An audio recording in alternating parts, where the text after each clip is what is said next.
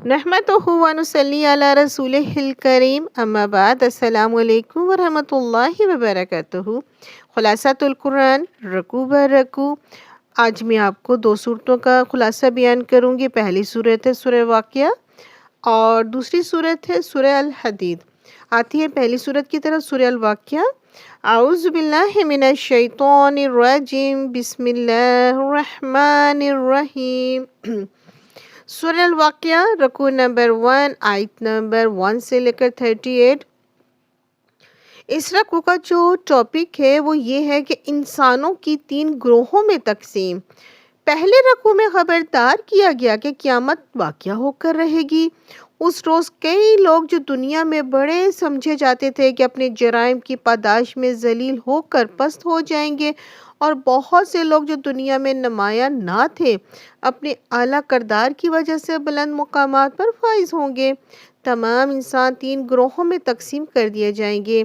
एक मुकर्रबीन जो बग़ैर हिसाब की जन्नत में दाखिल होंगे, दूसरे अस्हाबुल यमीन जिन्हें उनका नाम अमाल उनके दाएं हाथ में दिया जाएगा और आसान हिसाब के बाद वो भी जन्नत में जाएंगे। तीसरे अस्हाबुल शमाल जिन्हें नाम अमाल बाएं हाथ में मिलेगा और वो जहन्नम का नवाला बनेंगे।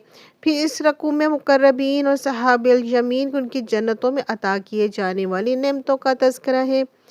रकू नंबर 2 आयत नंबर 39 से लेकर 74। इस रकू का जो टॉपिक है वो ये है कि असहाबुल शमाल का बुरा अंजाम। दूसरे रकू में उन अजाबों का बयान है जिनका असहाबुल शमाल जहन्नम में सामना करेंगे। ये बदनसीब दुनिया में आसूदा हाल थे और बड़े बड़े गुनाह करते थे, मरने के बाद दोबारा जी उठने का इनकार करते थे। फिर इसी रकू में अल्लाह सुब्हानो तआला की 4 अजीम कुदरतों का बयान सवालिया असलूब में है। रहमे मादर में इंसान की तख्लीक कौन करता है? बीज को फाड़कर खेती कौन उगाता है? बादलों से बारिश कौन बरसाता है? इंसानों के फ़ायदे के लिए आग किसने बनाई? बिलाशुबा ये तमाम कुदरती अल्लाह ही की हैं। अल्लाह हमें अपना ज़िक्र और शुक्र करने की तौफीक अता फरमाए, आमीन। रकू नंबर 3 आयत नंबर 75 से लेकर 96। इस रकू का जो टॉपिक है ये है कि मौत का मंज़र। तीसरे रकू में कुरान करीम की अज़मत का बयान है। कुरान करीम लोहे महफूज में बड़ी पाकीज़ा फरिश्तों की तहवील में है।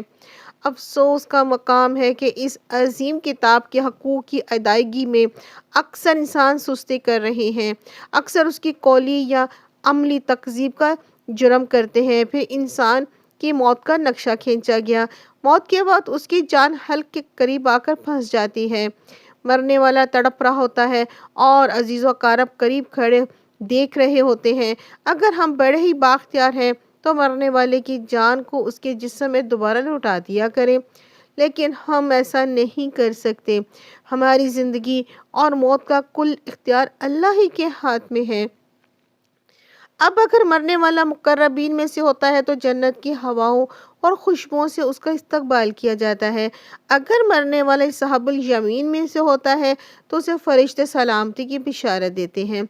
अगर मरने वाला गुमराह और हक का बागी होता है तो उसे खोलते हुए पानी और दहकती हुई आग में जाने की खबर दी जाती है। अल्लाह सुब्हान व तआला हमें जन्नत अता फरमाए और जहन्नम से महफूज फरमाए, आमीन। अब यहाँ हमारी सूरह वाक़िया कंप्लीट हुई। अब चलते हैं दूसरी सूरत की तरफ, सूरह अल हदीद। आऊज़ु बिल्लाहि मिनश शैतानिर रजीम बिस्मिल्लाहिर रहमानिर रहीम। सूरह अल हदीद रकू नंबर 1 आयत नंबर 1 से लेकर 10। इस रकू का जो टॉपिक है वो ये है दीन इस्लाम के वो तकाज़े ईमान और इन्फाक। पहले रकू में ज़ात व सफ़ात बारी ताला बड़ी शान के साथ बयान की गई है। ख़ास तौर पर अल्लाह की ये सिर्फ दो बार बयान की गई है। बादशाह हकीकी है। लोग अल्लाह को खालिक व राज़िक तो मानते हैं, लेकिन बादशाह व हाकिम तस्लीम करके उसकी अता करदा शरीयत नाफिज करने के लिए तैयार नहीं हैं। फिर इस रकू में दीन के तकाज़े बयान किए गए हैं। पहला तकाज़ा ये कि ईमान हकीकी अपने दिलों में पैदा करो। ऐसा ईमान जो तुम्हारे किरदार में नज़र आए, तुम्हारे हाल बन जाए। दिल में ईमान पैदा करने का ज़रिया कुरान हकीम है। اس پر غور و تدبر سے انسان کا دل نور ایمان سے منور ہو جائے گا۔ دوسرا تقاضا یہ ہے کہ اللہ سبحانہ و تعالیٰ نے تم یہ دنیا میں جس شے پہ عارضی اختیار عطا کر رکھا ہے اسے اللہ کی راہ میں لگا دو۔ جو لوگ دین کی مغریت کے دور میں اللہ کی راہ میں مال لگاتے ہیں اور محنت کرتے ہیں، ان کے لیے اللہ کے ہاں بہت اونچے درجات ہیں۔ رکوع نمبر 2 آیت نمبر 11 سے لے کے 19، اس رکوع کا جو ٹاپک ہے وہ یہ ہے دین کے تقاضے ادا نہ کرنے کی سزا۔ دوسرے رکوع میں دعوت دی گئی ہے کہ اللہ سبحانہ و تعالیٰ کے دین کے لیے مال خرچ کرو۔ یہ خرچ اللہ کے ذمہ قرض ہے جس سے وہ بڑھا چڑھا کر لوٹائے گا۔ اس کے بعد پل صراط کا نقشہ کھینچا گیا ہے۔ یہ پل ایک تاریک راستہ ہے جو جہنم کے اوپر سے گزرتا ہے۔ دین کے تقاضے ادا کرنے والے دو نوروں کی روشنی میں پل صراط کا تاریک مرحلہ عبور کر کے جنت میں داخل ہو جائیں گے۔ ایمان کا نور ان کے سامنے ہوگا اور دین کی خدمت کا نور ان کے دائیں طرف ہوگا۔ دین کے تقاضے ادا نہ کرنے والے منافق قرار پائیں گے، وہ نور سے محروم ہوں گے اور ٹھوکریں کھا کر جہنم میں گر جائیں گے۔ اہل ایمان کو پکار کر کہیں گے کیا ہم دنیا میں تمہارے ساتھ نہیں تھے؟ وہ کہیں گے ہاں، لیکن تم مال اور اولاد کے فتنے کا شکار ہو گئے تھے۔ دین کے تقاضے ادا کرنے کے حوالے سے انتظار کرتے رہے اور پھر شک میں پڑ گئے۔ شیطان نے تمہیں بخشش کی امیدیں دلا کر دھوکہ دیا۔ اب تمہارا حشر جہنم میں کافروں کے ساتھ ہوگا۔ اس کے بعد جھنجھوڑا گیا، کیا اب بھی وقت نہیں آیا کہ اہل ایمان کے دلوں میں رکت طاری ہو اور منافقت کے برے انجام سے بچنے کے لیے دین کے تقاضے ادا کریں؟ آخر میں فرمایا کہ اللہ کی راہ میں خرچ کرو، اس سے دل سے منافقت نکل جائے گی، ایمان کی دولت ملے گی، تم اللہ کے ہاں صدیق و شہداء کے درجات پاؤ گے۔ رکوع نمبر 3 آیت نمبر 20 سے لے کر 25، اس رکوع کا جو ٹاپک ہے وہ یہ کہ دینوی زندگی کے 5 ادوار۔ تیسرے رکوع میں انسان کی دینوی زندگی کے 5 ادوار کا ذکر ان دلچسپیوں کے ساتھ کیا گیا جو انسان کو اپنے اندر جذب کر کے دینی تقاضوں سے غافل کر دیتی ہے۔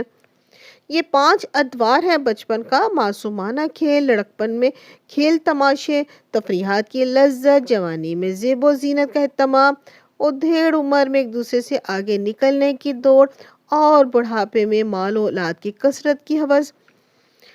دینوی زندگی بالکل کھیتی کی مانند ہے جو بڑھتی ہے، عروج کو کھینچتی ہے، لیکن پھر زرد ہو کر خشک ہو جاتی ہے اور چورا چورا ہو کر مٹی میں مل جاتی ہے۔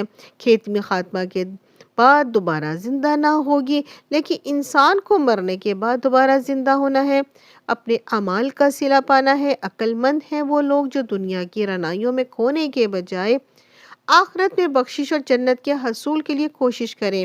اس کے بعد دنیا کے ان حوادث کی حقیقت بیان کی گئی ہے جن کا اثر لے کر انسان دین کے تقاضوں سے غافل ہو جاتا ہے۔